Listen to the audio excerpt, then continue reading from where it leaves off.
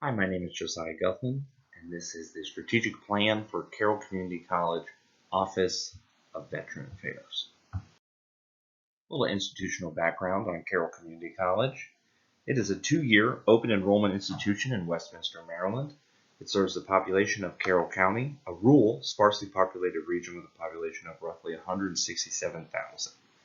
Carroll offers 45 different associate's degrees and transfer programs to many different four-year institutions, both within and outside of Maryland. The mission of Carroll Community College is empowering learners, changing lives, and building communities. Right now, we have a small veteran resource center. In the picture there, you can see the ribbon cutting ceremony that we had for it beginning of this year. Carroll Community College does not have a Department of Veteran Affairs at this time. Veteran Resources is dispersed among multiple departments. Veteran Recruitment and Onboarding are in admissions. Veteran Education Benefits and the School Certifying Official are in the Financial Aid Office, and Veteran Advising is in the Advising Office. The Veteran Resource Center that we do have is only 8 feet by about 30 feet, has 2 love seats, a television, 2 computers, a gaming system, but it can only comfortably hold around 6 student veterans. We currently have a population of around 140 student veterans.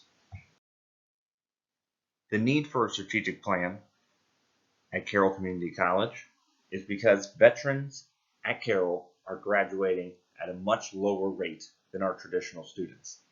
Each semester, we see our veteran students graduating 10% to 12% below their traditional peers. Reasons behind this are because they require specialized advising that they're not receiving at this time. We need to grow our number of student veterans within the community. In order to do that, we need specific recruitment techniques. And one of the things that I've discovered is that in order for veterans to truly be successful, they need other veterans. When they are around each other, they are known to be more successful. The objective of the strategic plan is simple. We want to raise retention, persistence, and graduation rates of veteran students at Carroll Community College. We want to do this with 4 separate objectives. Create an Office of Veteran Affairs with a combined Veteran Resource Center housed in one location. Begin a professional development program for faculty and staff about the hardships of student veterans and their integration into higher education. Create a veteran new student orientation program, and begin a veteran first year seminar program. The resources needed for this are as follows. The financial need would be $120,000 to $150,000 for the construction of the Office of Veteran Affairs and the Veteran Resource Center. In order to get this funding, we'd ask for about $100,000 from the county. The county commissioners are the ones that approve and give the budget to Carroll Community College. 3 of the current 5 county commissioners are veterans.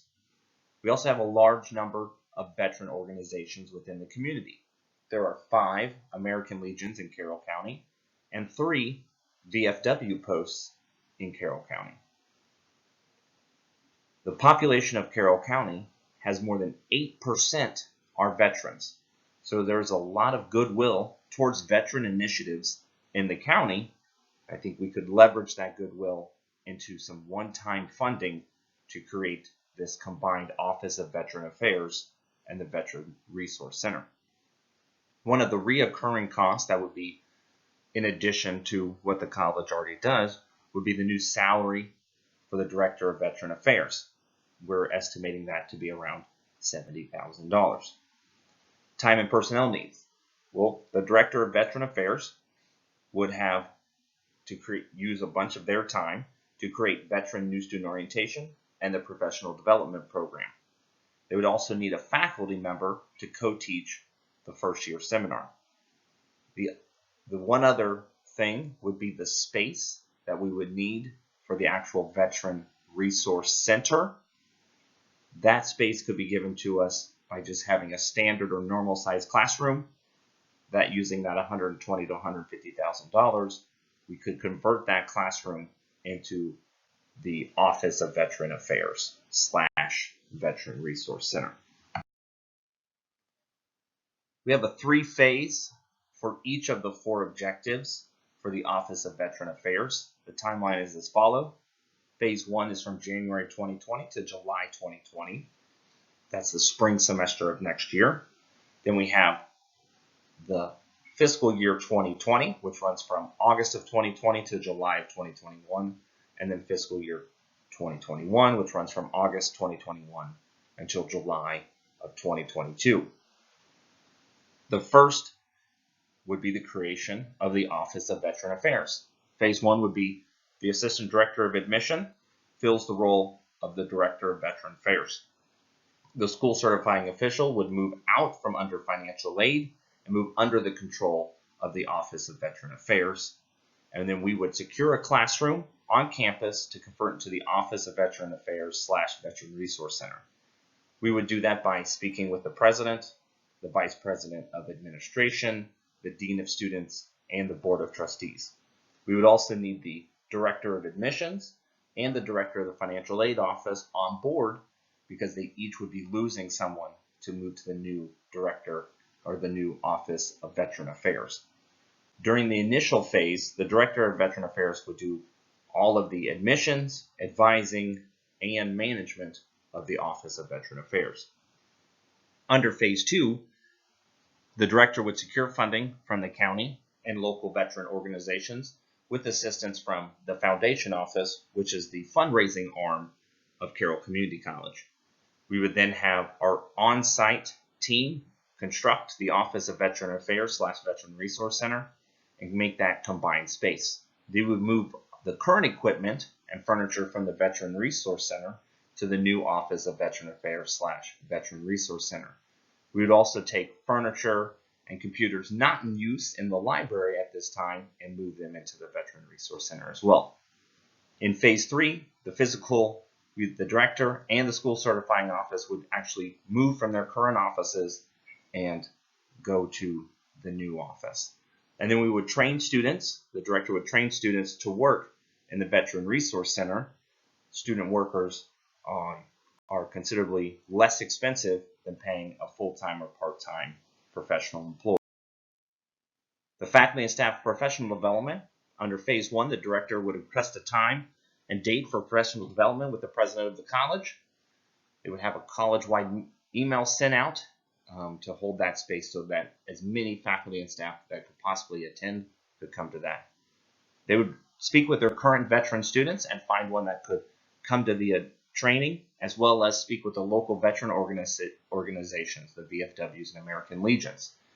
Then the director, the school certifying official, the veteran, and any local veteran organizations would all meet together to define and practice our message before having our first professional development seminar, which would be in August of 2020, right before the beginning of the school year.